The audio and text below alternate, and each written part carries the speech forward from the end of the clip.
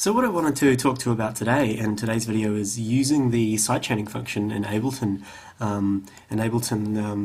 Three good effects that have the sidechain function are the compressor, the gate, and the autofilter. So by sidechaining I mean you can affect how that particular device works by giving it an input from another channel.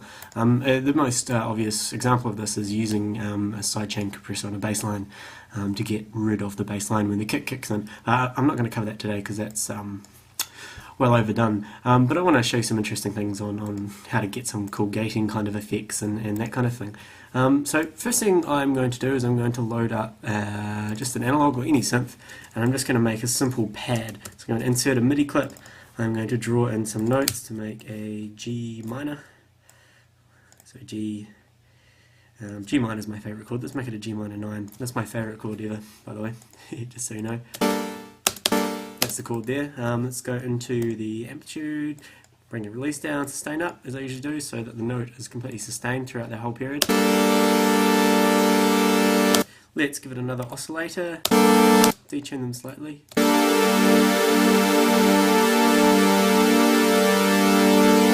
And I'm going to give it a reverb just to make it a big lush kind of pad sound. Let's give it another G on the bass just to give it a bit of a low end, make it all nice. I'm just going to put a limiter over it.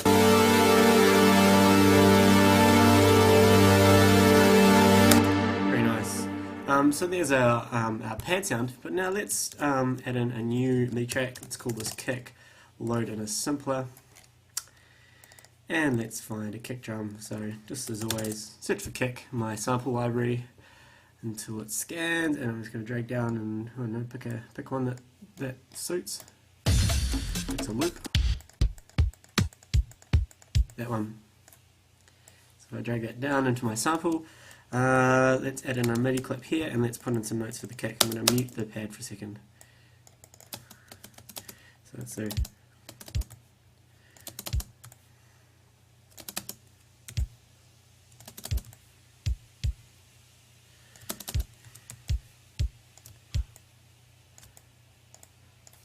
So I'm going to put in quite a few kicks because I want to use the actual kicks to do the sidechaining.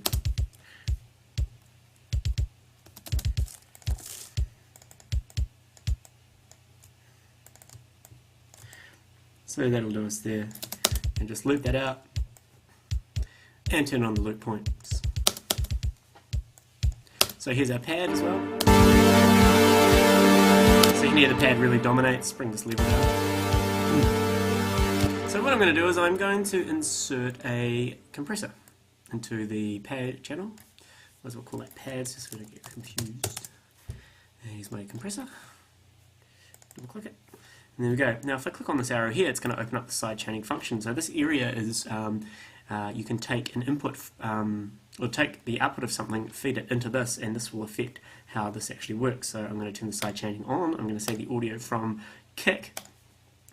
So you can see now the threshold gets a level on it when the kick plays. If we click on the little headphone button, it'll just play the, oops, on here. It'll play you what the sidechain's actually hearing. Now if we want, say if we've got an actual drum loop which has more than a kick, it's got a kick, snare, hi-hats, and it's not separated out, it's all in one channel, it's a mixed down WAV file or something, you can actually go into here and you can turn on an EQ, and you can turn it into a high pass, so it'll only pick up the sub-frequencies of whatever loop you're playing. It's a really good way to kind of isolate a particular sound, but because our kick channel is just a plain kick channel, we don't need that. So if we listen to this pads again with the kick, turn the headphones off. Now if I bring the threshold down, you see it's going to compress it each time the kick hits.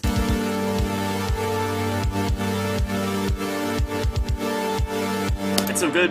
Most people are familiar with this sound, but when it gets interesting is chucking a gate after it. A gate, of course, it only lets through sound which is over a particular volume level. So by putting the gate after the compressor, when it compresses the sound, it's actually going to kill it completely. So if with the gate right down, and as we bring it up, we find that sweet spot. good. This is a good fun time to actually play with the release time and the ratio of the compressor, which determines how long it takes to come back after it's been compressed and how much it actually gets compressed by, to try and get it rhythmically going along with the rhythm of your tune. Just to give it a bit more to work with, I'm going to introduce a snare track. Again, put in a simpler, sorry. Go into my sample library and search for snare. So here's a list of snare drums. Again, we just pick one. Doesn't have to be. Find something a bit more punchy. That'll do. And I'm just going to insert a MIDI clip here, short one. Put a snare hit here.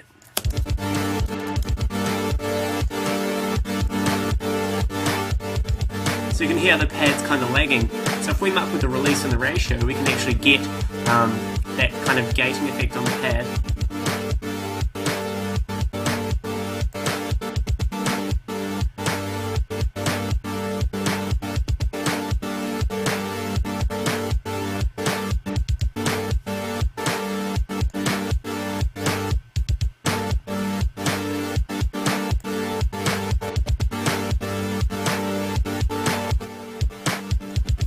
Turn the metronome on.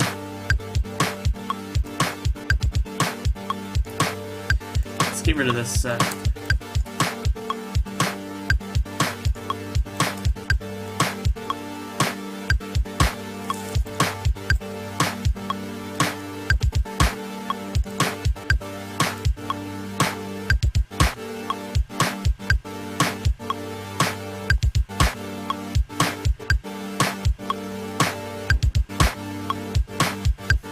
You can hear how that's in time. Let's go in here and just change a few notes to make it a bit more interesting.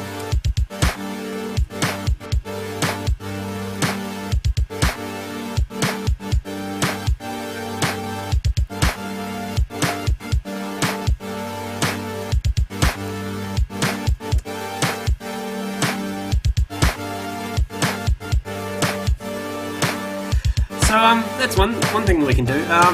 We could also you can also use the gate or the sidechaining function. So as an example, let's send the pads to send A down here, and I've just soloed the pad channel, the return channel.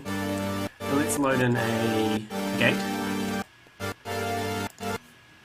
And what we can do is we can turn down the sidechain here. We can say sidechain, take the input from the snare. So every time the snare hits, then it's going to give the threshold a level here. So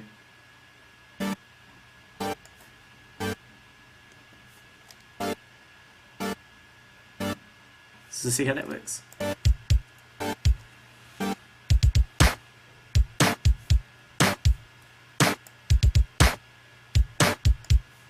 What we could do is we could put a simple delay on this, link them together, have it set on 2, put the dry wet at 100 and leave the feedback at 0. So it'll delay it by half a bar, half a beat. If we put this back in.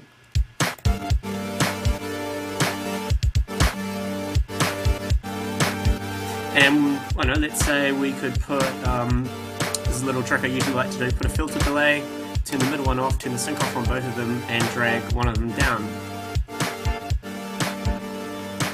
So you can hear that extra pad which is coming through the send, which is getting gated by the snare drum, and then delay by the simple delay is going to be spatially widened by having a filter delay with the time set on really, really short increments.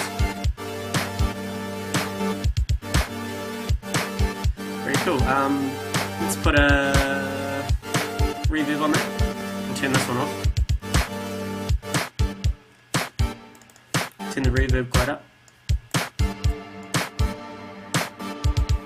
And we could put an auto filter on here. Now, just like the others, we have our little sidechain button here. We can turn that on, send sidechaining on, take the audio from, let's just use the kick. And now if we bring the envelope amount up, which is we've got an attack and a release envelope, which which is how much of the this knob here tells us how much of that envelope we want to apply to the actual cutoff point of our filter. So we can bring that up, and it's coming from the kick.